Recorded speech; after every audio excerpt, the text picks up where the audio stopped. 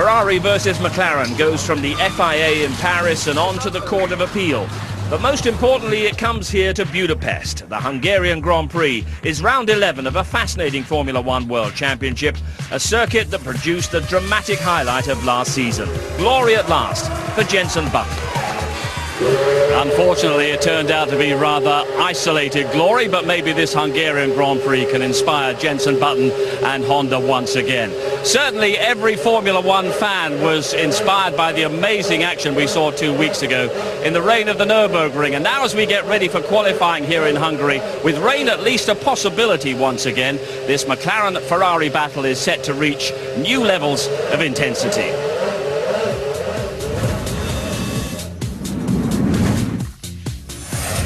The rivalry, it seems, has become bitter at every level between the two teams. Massa and race winner Alonso clashed after their thrilling battle at the Nürburgring. We'll update you on everything that's been happening on the track, off the track and in the courts. It wasn't a podium finish for Lewis Hamilton in Germany, but it was a weekend in which he learned so much. Today's qualifying session absolutely vital as he defends his shrinking World Championship lead. Meanwhile, at the back of the grid, the petulance of Scott Speed has been replaced by the innocence of Sebastian Vettel. We'll have details on all the driver changes. And a change for us as well. For one race only, Britain's last world champion comes in for Martin Brundle. We're delighted to have Damon Hill on the commentary team. Mark Blundell is with us as ever, and so too is this legal battle between McLaren and Ferrari, which now goes to appeal. And what sort of damage is it starting to do to a terrific season? Well, it's a fantastic season, Steve, and we only hope, and that's all of us in the pit lane here, that it doesn't do any damage to the Drivers' Championship, because it's probably the best championship we've seen in 10 years. But the battle will go on, and it's going to go to the Court of Appeal with the FIA. They will make a hearing and a statement and a judgment, and then we'll see. But the big fight is on the circuit. It's between those same two teams, McLaren and Ferrari. Yeah, this weekend we go racing on a very tight Hungaroring circuit. Who do you feel might have the advantage here? Well, you know, coming here, I thought the McLaren would be the stronger package, because the Ferrari is a long wheelbase car, maybe not so suited to a track like this. But I have to say, they are so close at the moment, and there's nothing between them. McLaren look like they may have the upper edge, but people like Massa and the Ferrari putting one lap together like he did this morning, exceptional. Well, last week at the Nürburgring, that European Grand Prix had absolutely everything, except for the first time this season, a podium finish, indeed a points finish for Britain's Lewis Hamilton. It means that at the top of the Drivers' Championship, his lead over his teammate Fernando Alonso is now down to just 2 points, with Felipe Massa moving closer as well. Kimi Raikkonen, after his wins in France and at Silverstone, he was a non-finisher in Germany, but it's a great championship battle developing. McLaren with a 27-point lead in the Constructors' Championship, but certainly feeling the pressure of Ferrari's return to form. In fact, as Ted Kravitz reports, everyone in the two teams has been feeling the pressure of the last couple of weeks. As Felipe Massa and Fernando Alonso prepared to go onto the Nürburgring podium, the cameras were rolling.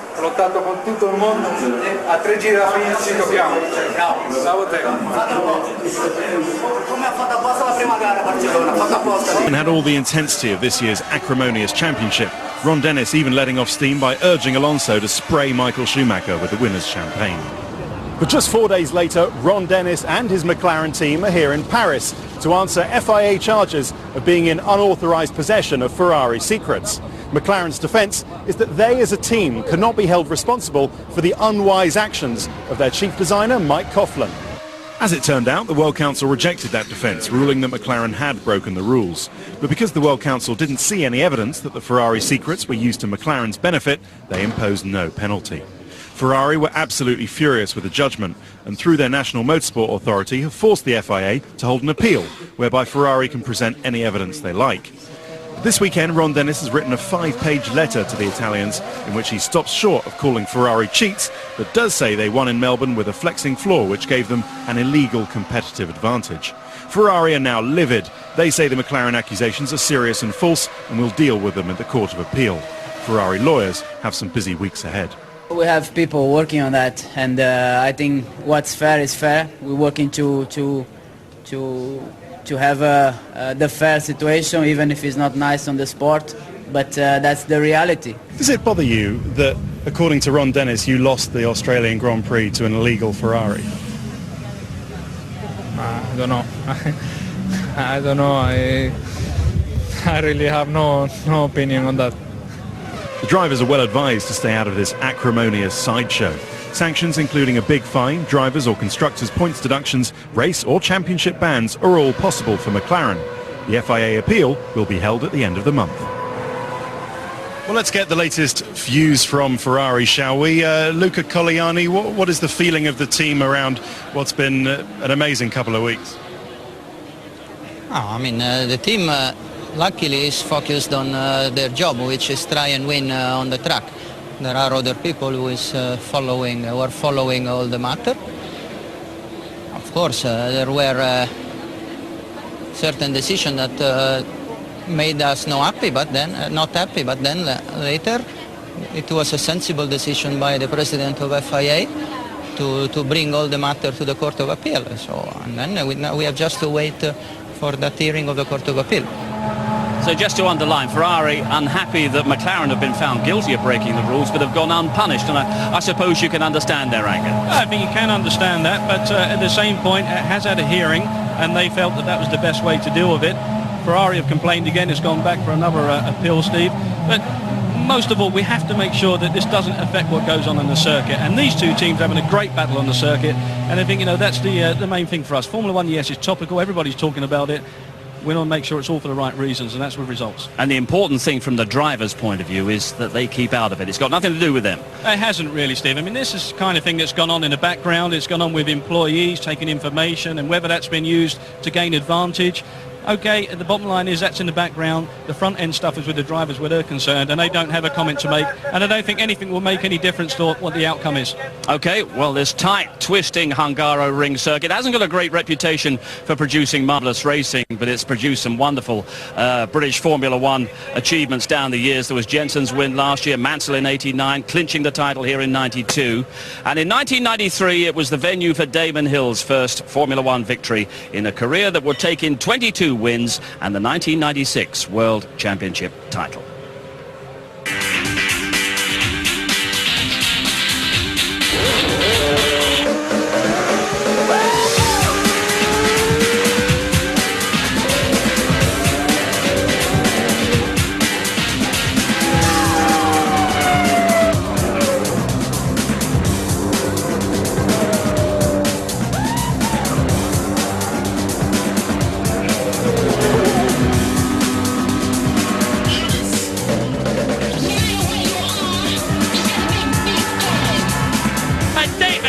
Exits the chicane and wins the Japanese Grand Prix, and I've got to stop because I've got a lump in my throat.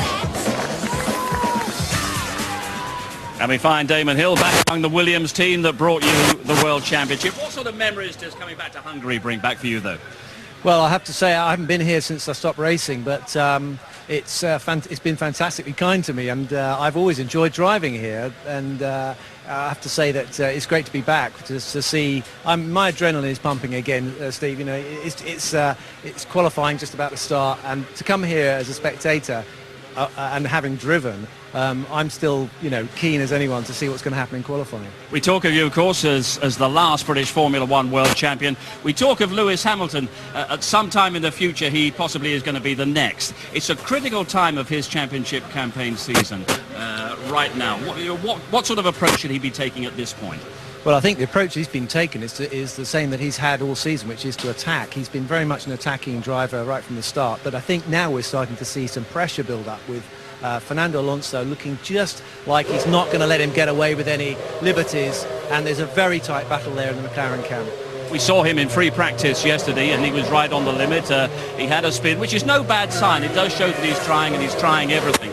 But is there an argument that he should be just a little bit more conservative and start going for the points rather than the glory? I'm just starting to see signs of perhaps his inexperience. 2 World Championship advantage, really, to Alonso. He's been there before. He knows the tensions. And I think this is where it's going to start to become harder for Lewis Hamilton to know where the ground lies. And we'll see what happens in qualifying. He's under pressure now. He knows he has to qualify well. And absolutely fascinating. Glad to have you with us for this weekend. We'll let you get up alongside James Allen up in the commentary box right now. But while you're doing that, I'll take your microphone because we've got a few sound problems. Off you go, Damon. You join James. And we'll get to Louise Goodman, who's got news of the big driver changes over at Toro Rosso. It's not a total surprise to see Sebastian Vettel in Toro Rosso colours. The German's been backed by Red Bull since he was 12, but his promotion to a fully fledged F1 driver has come slightly earlier than expected. It follows Scott Speed's sudden dismissal from Toro Rosso at the beginning of the week. Relations between the Californian and team bosses Gerhard Berger and Franz Tost were already strained, but they reached breaking point at the European Grand Prix after Speed criticised the team for a slow pit stop. They blamed him for arriving unexpectedly without radioing to let them know. There was a heated argument during which Tost admitted to getting physical with his driver. Yeah, I grabbed him on the arm and said, please stop, because I want to explain this to you. And I said, look, you was the reason for this chaos, not the mechanics, and please don't blame the mechanics. I don't want to spend 1 second anymore to think about Speed. That's history. We didn't get the performance what we was expecting, and we thought it's the right time to change, and that's it. Vettel is known as Little Schumi back home in Germany, and his illustrious countryman is obviously a fan. You don't know how long I know you already, because I was one time in Mauritius on holiday, and Michael Schumacher came to me and said, Gerhard, you have to look, there's this guy in go-kart. The name is Vettel. I say, who? Vettel. He's bloody quick. Vettel progressed from karting to single-seaters in 2003 and went on to dominate the German Formula BMW Championship the following season with 18 victories in the 20-race series. He was appointed BMW Sauber's test and reserve driver a year ago and made history when he stood in for the injured Robert Kubica in Indianapolis this year. At 19 years and 349 days, he became the youngest man and first ever teenager to score World Championship points. But BMW aren't too upset about losing their protégé. There may be bad feeling between teams elsewhere in the pit lane, but BMW and Toro Rosso had no squabbles over Vettel. It was a joint discussion between Sebastian and the companies who have supported him for many years, which is BMW and Red Bull, and we came to a constructive solution. So there was never a thought about blocking him for our team. Vettel got his first run in his new car yesterday morning. It was not easy to get adapted, but I think we managed to do this quite quickly. In the first laps you are a bit lost, but in the end you feel okay. It's a Formula One car. For sure it's not on the same level, but it's, you know, in the end as a driver you don't really care. You try to get the maximum out of the car, give 100%. Yeah, but it was fun. And another change at the back of the grid. Japan's Sakan Yamamoto comes into the second seat at Spiker, taking over from Markus Winkelhock, who amazingly led that European Grand Prix in his one-off drive for the team at the Nürburgring. Yamamoto, you may recall, drove for Super Aguri in the second half of last season. Well, in a moment, the surprising extra talent of Spiker's other driver, Adrian Sutil. But first, the ITV competition and news of the website. ITV-F1.com for all the latest from the world of Grand Prix motor racing. Make contact with the ITV F1 team, especially Mark Blundell, for his question mark feature during race day build-up. And of course, it's the place for the ITV F1 competition.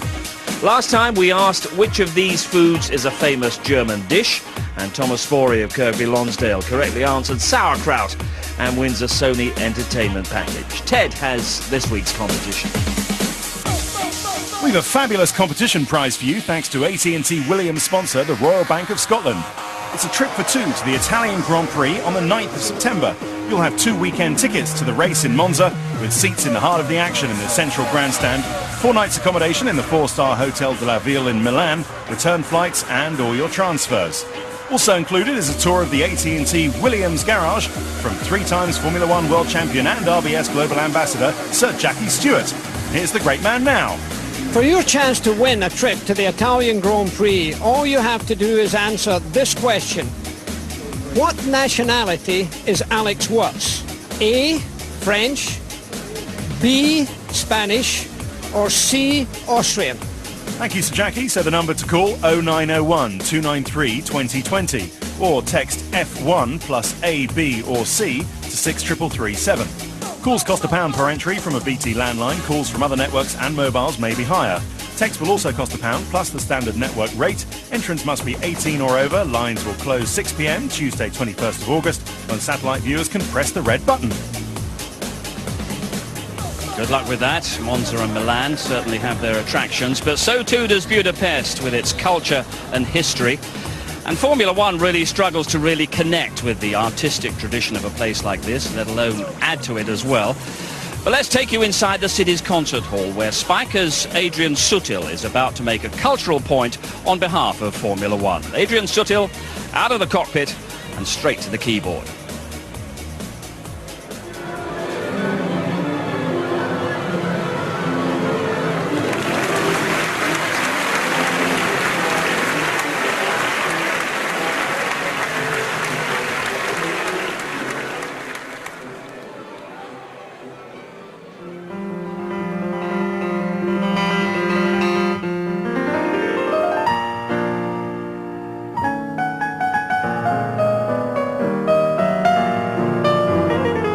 I started playing the piano when I was 4, so long time ago. I played it until 12, 8 years, yeah. And since then just a little bit, just for fun. All my family are musicians, so my father plays the violin, my mother the piano, and all my house was just music, so this was also my life. So they must have been horrified when at the age of 12 you said, actually, Mum, Dad, I don't fancy being a pianist, I'm going to be a racing driver. Yeah, at the beginning they had big problems with it. My father and my mother were really sad that I stopped the piano suddenly. But after 2 years, I think I convinced them to help me also in the karting, in the racing there, because I was very talented and they saw it and then they started to be proud of me. And how have you found the step up to Formula One? Yeah, it's a big step for sure. Some tracks we are better and some tracks we have more problems, and but I'm always quite happy in the end. Yeah, but when I see the other cars, they're driving really like on the rails, they have no movement in the steering wheel. We have to improve a lot, but that's why I think we had some up and downs. Just I wanted to try everything to be faster, and then you do some mistakes like that, or yeah, it's very easy then to go off one time and the race is over.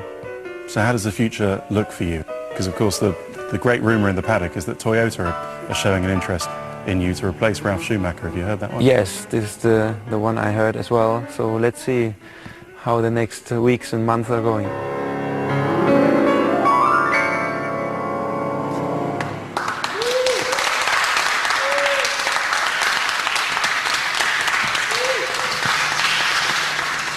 Rhapsody in Orange with Adrian Sutil. He's following quite a tradition in Formula One. Francois Sever, Elio De Angelis were both brilliant pianists as well, but he's a talented guy. He's very talented, and it's great to see him working away at the keys of the piano, but I think he's a bigger talent behind the wheel of a Formula One car.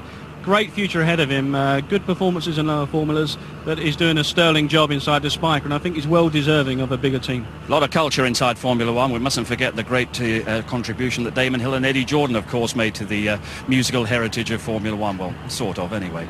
The calendar, the provisional calendar for the 2008 season, that was released this week. A schedule of 18 races, 2 new circuits, Valencia for the European Grand Prix, and Singapore, that looks set to be the sport's first night race. Turkey moves earlier in the year. Magny-Cours is on the calendar after everyone was anticipating this year's French Grand Prix to be the last at the circuit.